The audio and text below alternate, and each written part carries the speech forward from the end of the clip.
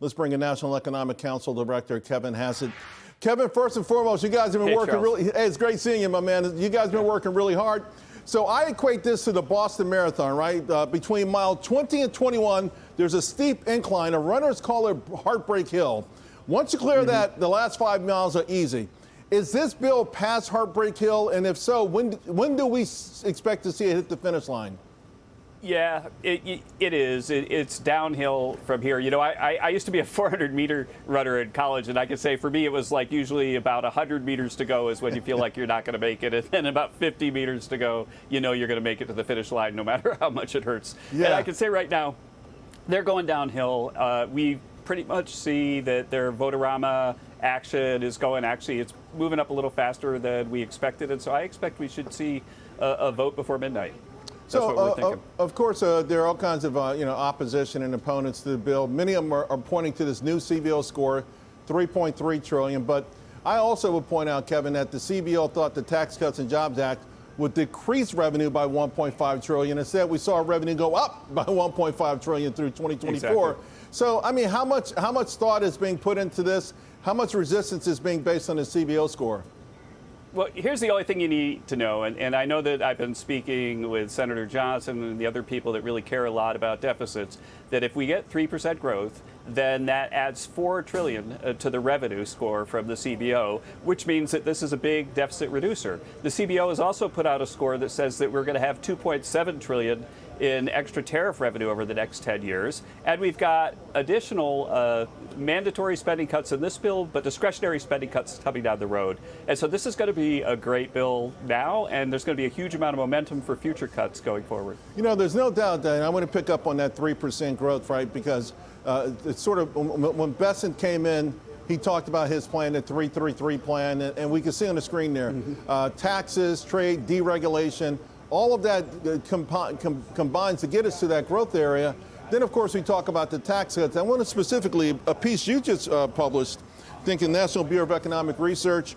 The 2017 Tax Cut and Jobs Act had a greater statistical significant increase in investment rates in several years after reform. So, it's always interesting to me when you still see opposition to something like this. It's proven that when money stays in the system, when people hold more of their money or businesses hold more of their money, they put it to work in a way that's more productive for everyone, right? Yeah, you're exactly right. And you know, the National Bureau of Economic Research is kind of the gold standard for academic work. And I had finished this paper up right before I came back into the White House when I was still working at Stanford. And it shows with highly statistically significant results that this bill is going to really increase economic growth and increase capital spending. And so there's a huge amount of hard scientific work behind the plan that the president's put forward. And I think that's why it's gathered so much momentum so fast. Think about it. There has never been a bigger bill, and there has never been a bill that's gotten faster to the finish line than this one. I know we were talking about the marathon, but It's incredible, isn't it, that by the 4th of July we might sign this into law. I'm telling you, so many things this year have been remarkable with this White House. But there are critics out there who can't criticize the whole thing, so they take pieces. Let's just talk about a couple of things. For instance, those who say this harms low-income families. What do you say to them? Oh, it does not harm low-income families. And think about this. About 90 million people out there are hourly workers who are going to benefit from the no tax on overtime. Think about all the workers that count so much on their tips, so we're not going to tax the tips. Think about the seniors that maybe want to make a little extra money because they don't think Social Security is as much as they expected. They go back to work. They don't have to give up 50 cents on the dollar of their Social Security benefit. There's so many ordinary folks that benefit directly from those things. And then, of course, there's the stuff from the first term, the indirect effects of just more capital spending, more jobs, more real wages, and so on. And so right now, our expectation is that at least $10,000 is going to be the benefit for the typical family if we pass this bill. If we don't pass the bill, then we're going to see a 4% drop in GDP and a recession almost overnight. The flip side of that is the notion that the bill benefits only billionaires.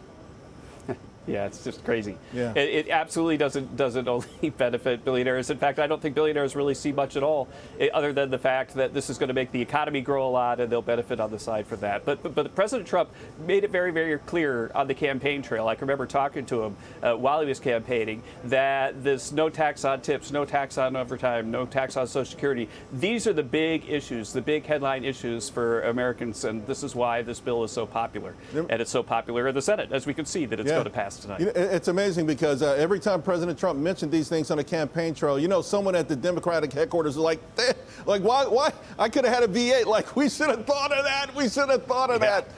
You know, we talked about tariffs a moment ago. Canada, you know, they want to sort of put in this digital service tax. They try to ease it in Friday. Of course, the White House caught them. President Trump immediately suspended trade talks. Canada's come to the senses, and now there's a feeling that nations are all negotiating in good faith, and there's just a lot of anticipation about deal announcements. I know you can't specifically point to them, and you know, but should we be feeling pretty good that, hey, we're going to start seeing some significant announcements soon? Yeah, absolutely. Right now, we're focused 100% on getting the big, beautiful bill home. I guess that it might be that people take an hour or two off on the 4th to watch the fireworks, and then we'll get back and we're going to start to announce the frameworks that have already been, I think, almost finalized by Howard Lutnick and Jamison Greer, and we're expecting to meet with the president and explain the frameworks that have been negotiated and to see if he approves or not. And if so, then I think that we're going to make a lot of progress the next week or two on trade as well. What a way to celebrate America's birthday. Kevin, good stuff as usual. Thank you. Appreciate you. I never knew he's a runner.